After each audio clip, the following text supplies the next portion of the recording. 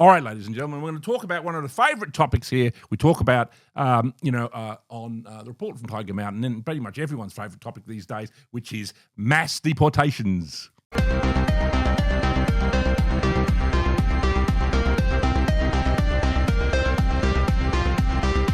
Yes, ladies and gentlemen, as we all know, here at the Report, we're fans of mass deportations. There can't be enough of it, basically.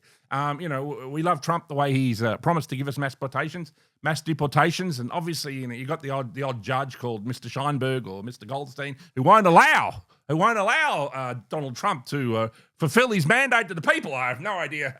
Strange coincidence, that, isn't it? But they won't allow Donald Trump to perform his duty and to get rid of illegal immigrants, you know what I mean, the way he should. And obviously we all support, the deportation. Not everybody, the people on the far left who obviously wouldn't support it, but most of us here on the right, even people who are on the mild right, Jordan Peterson, they do support the deportations of illegal immigrants. But I think we need to go a little bit further of that. And I wanted to do a little detour, ladies and gentlemen. Let's say, for example, and I'll say this, I am a big fan of the country of Japan. I've been there maybe 5, 6, 7 times in the last 30 years. I love Japan. I love Japanese culture. It's a beautifully run society. Very well ordered. They have, they love books and movies and CDs and records and counterculture and strange culture and stuff. So it's a great fun country. But if I were to go live in Japan, and I were to get a Japanese passport, I would technically be a Japanese citizen, you know what I mean? I'd hold up my little passport, but I wouldn't be Japanese now, would I? I mean, I'd be an Aussie living in Japan. I think we call expats, right? You call it expats? Fair enough. So, I don't get it how when somebody comes to our country, like from Africa or from Asia or whatever, they're instantly, oh no, they're Australian. They're Australian. There's the dinky die too. No, I don't think that's true at all, ladies and gentlemen. The same as if I went to Japan or I went to China, I wouldn't be Chinese if I was living in China. And if I were to go on to a podcast in China, I'd probably be arrested if I go on about it. I'm Chinese. I'm not Chinese. I'm Australian. You know what I mean? Same way, with England. And of course, people over there, as soon as they're illegal immigrants, but then they give them a passport, then they're not illegal immigrants. I think this is a problem, ladies and gentlemen. You know what I mean? And we need, I know this is controversial, I know it, but we need to be able to essentially bring about what's called re-immigration.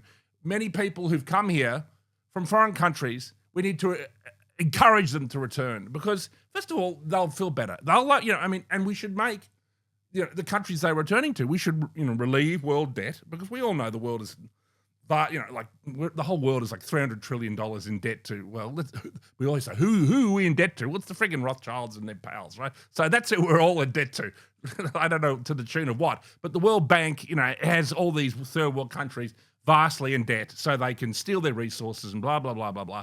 So, we should relieve their debt and begin to help their countries, and then the people can slowly go home. And then our countries, can be ours again, and their countries can be livable so that they at least can live there, or would feel okay about returning there. So I think, we need to encourage re-immigration. I think further down the trough, we're probably going to need to go a little further than just encouraging it.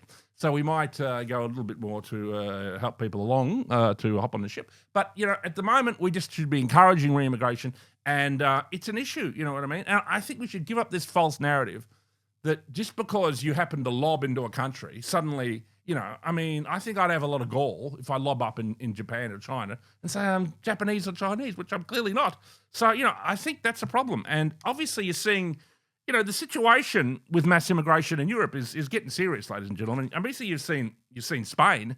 Spain is, it's not like Spain hasn't gone far right before.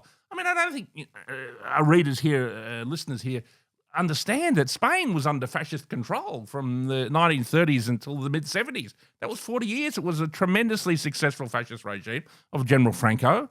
The regime kind of passed away with him, but, it was one of the longest-lasting fascist regimes. They were doing the whole, obviously I'm not going to demonstrate it, in Victoria, but, they were doing the whole salute and everything, and obviously they had their friends over in Portugal. There was Salazar.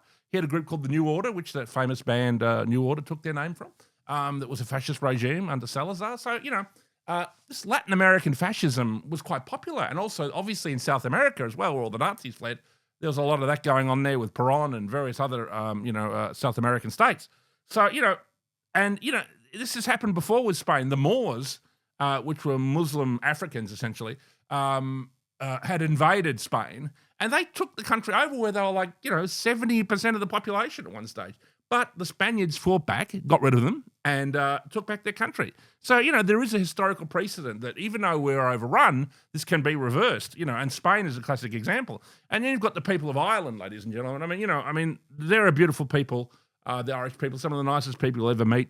It's the one country outside of Australia I felt most at home at. I'm pretty sure I probably do have some Irish ancestry in me in there somewhere. I've got some Scottish, I've got some English, and maybe a little bit of Irish in there somewhere. So I felt very much at home there. They're getting very upset.